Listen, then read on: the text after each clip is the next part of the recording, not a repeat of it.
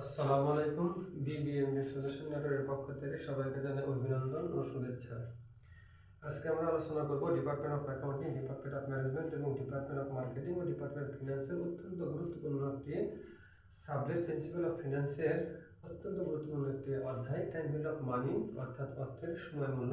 এই বিষয় নিয়ে অর্থের সময় মূল্য নিয়ে আমরা ইতিপূর্বে দুটো ক্লাস নিয়েছি। প্রথম ক্লাসে আমরা সূত্র ও নিয়ম নীতি নিয়ে আলোচনা করছি এবং দ্বিতীয় ক্লাসে আমরা এককালীন অর্থের বর্তমান মূল্য নির্ণয় করা শিখেছি। আজকে আমরা আলোচনা করব এককালীন অর্থের ভবিষ্যৎ মূল্য নির্ণয়ের সূত্র ও অঙ্কের সমাধান নিয়ে।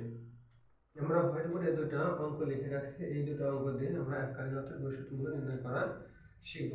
তাহলে চলুন আর কোনো কথা না বলে আমরা মূল অঙ্কে যাই।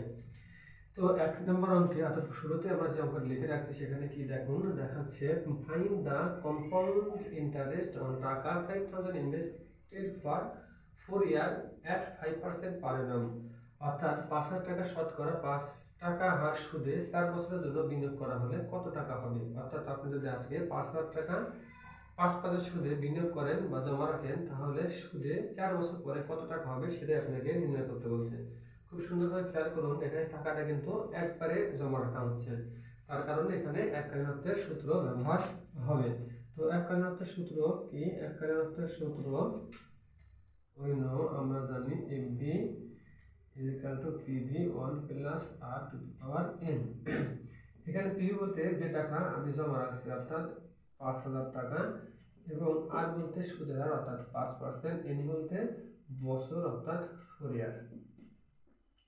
এখন এটা আমাদের পাওয়ার করতে হবে, সাইন্টিফিক দিয়ে পাওয়ার করতে হবে 1.05 টু দি পাওয়ার 4, অর্থাৎ 1.2150506। আপনি ইচ্ছা করলে আরও নিতে পারেন, নয়তো 4 থেকে 6 করে দিলেই কেন। তাহলে আপনার উত্তর আসছে 6077 টাকা প্রায়, অর্থাৎ অ্যাপ্রক্স। অর্থাৎ আপনি যদি 5000 টাকা 5% সুদে 4 বছরের জন্য বিনিয়োগ করেন, তাহলে আপনার টাকা বেড়ে হবে 6077 টাকা। তাহলে এখানে পিভি অর্থাৎ আমি বিনিয়োগ করছি 5000 টাকা, সুদের হার অর্থাৎ 5%, 0.5, এর মান 4 ইয়ার, আমরা নির্ণয় করব FB অর্থাৎ ভবিষ্যৎ মূল্য। এই হচ্ছে আমার এককালীন অর্থের ভবিষ্যৎ মূল্য নির্ণয়ের সূত্র এবং অঙ্কের সমাধান। দ্বিতীয় অঙ্কটি দেখা গেল। দ্বিতীয় অঙ্কটিতে কি বলছে, compute the compound interest on a sum of টাকা 5000 for 5 years at 7% per annual compound semi-annually। Compound interest semiannually, এই জায়গাতে ইন্টারেস্ট হওয়ার কথা, ইন্টারেস্ট অর্থাৎ শতকরা 60 টাকা হার সুদে 5000 টাকা 5 বছরে কত টাকা হবে। যদি এই জায়গাতে আমরা হয়তো লিখতে পারি নাই, যদি সুদ বছরে 2 বার উদেয় হয়, অর্থাৎ এখানে যদি আপনি 7% সুদে 5000 টাকা 5 বছরের জন্য জমা রাখেন এবং সুদটা যদি বছরে 2 বার দেওয়া হয় বা পাওয়া যায়, তাহলে সুদে আসলে আমাদের মোট টাকা কত হবে। তো ঠিক একইভাবে এককালীন অর্থের সূত্র ব্যবহার হবে, অর্থাৎ আমরা জানি